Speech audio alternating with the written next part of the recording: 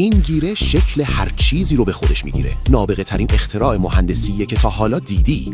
این باهوشترین مکانیزمیه که تا حالا ساخته شده. اصلاً فرقی نمیکنه چی داخلش بذاری. از یک موز گرفته تا آچار فرانسه. به محض اینکه جسم رو لمس میکنه، فک‌های این گیره مثل یک پازل دورش میپیچن. انگار دقیقاً برای همون شکل ساخته شدن. اسم این اختراع فوق‌العاده گیره مورفینگ یا همان گیره فراکتال است. اما رازش چیه؟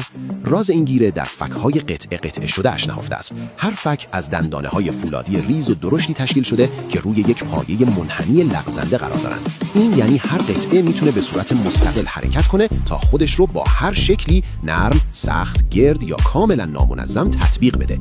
وقتی دندانه‌ها در جای خود چفت شدن، یک پیچ محدود کننده از تکون خوردن اونا جلوگیری میکنه و تمام اون قطعات متحرک رو به یک چنگال فوق‌العاده محکم تبدیل میکنه. بدون لغزش، بدون لرزش، فقط یک گیره که در لحظه تغییر شکل میده و ولکن ماجرا نیست.